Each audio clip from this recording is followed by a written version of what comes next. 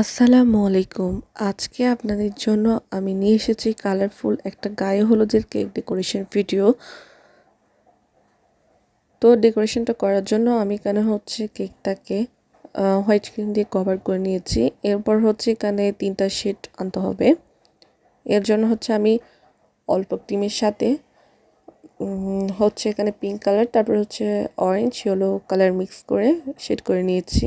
এরপর অল্প ফিনিশিং দিয়ে এখন ফ্রিজে রেখে দিব। তারপর যেটা নিচের লেয়ার আছে ওইটা তো আমরা সেমভাবে শেড করে নিব 3টা।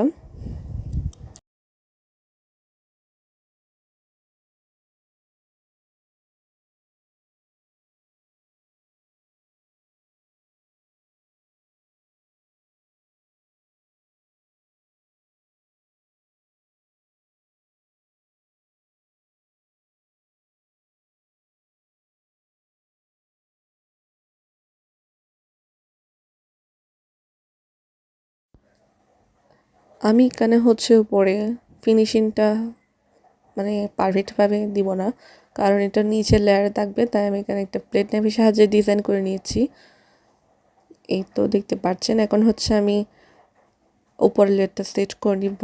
এটা সাবধানে বোর্ড থেকে তাকে আলতো করে নিয়ে এরপর একটা প্লেট নাইফ আর একটা আমি স্কেলের সাহায্যে সুন্দরভাবে এখানে বসে নিচ্ছি। এটা একটু সাবধানে করতে হবে।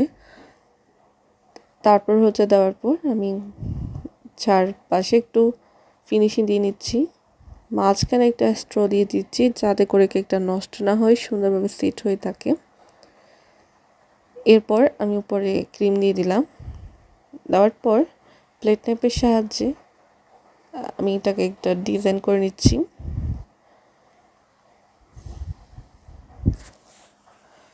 এরকম কালার কম্বিনেশনের কেকগুলা গায়ে হলুদের অনুষ্ঠানে অনেক বেশি সুন্দর লাগে। আপনারা চাইলে এগুলো ট্রাই করতে পারেন। এটা ছিল 3.5 পাউন্ডের মধ্যে একটা ভ্যানিলা স্পঞ্জ কেক। এখন আমি বোর্ডটাকে সুন্দরভাবে ক্লিন করে নেওয়ার পর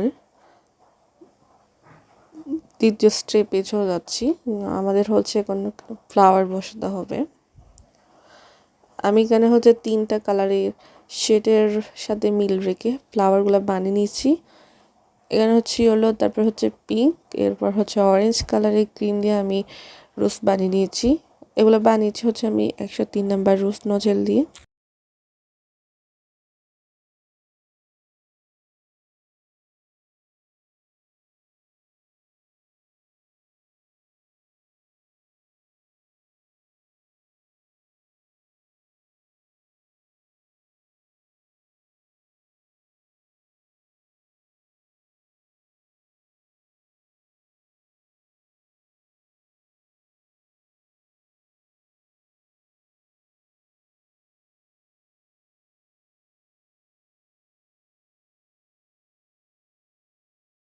আমি এখানে সবগুলা ফ্লাওয়ার বসিয়ে দিয়েছি।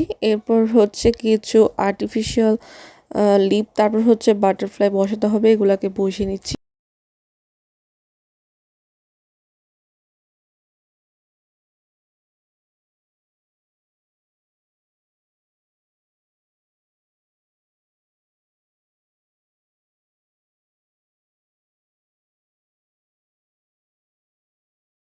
এখন আমি কেকের মধ্যে সুগার বল দিয়ে দিচ্ছি, যেটা বড় সাইজের গোল্ডেন কালারের ওইটা দিয়ে দিচ্ছি।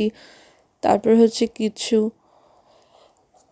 লম্বা শেপের যে সুগার বলগুলো পাওয়া যায় ওগুলো দিয়ে দিচ্ছি। এরপর আমি গোল্ডেন লিফ দিয়ে দিচ্ছি। কেকটা সিম্পলের মধ্যে অনেক বেশি সুন্দর ছিল। এই গোল্ডেন লিপ আর নন এডিবল বাটারফ্লাইগুলো দিলে কেকের সৌন্দর্য এমনিতেই বেড়ে যায়। আপনার ছেলে এভাবে কেকটা ডেকোরেশন করে দেখতে পারেন, অনেক বেশি সুন্দর লাগবে। এই কেকটা সামনাসামনি দেখতে অনেক বেশি সুন্দর লাগতেছিল। এরপর আমি গোল্ডেন লিপগুলোকে কেকের চারপাশে দিয়ে দিচ্ছি।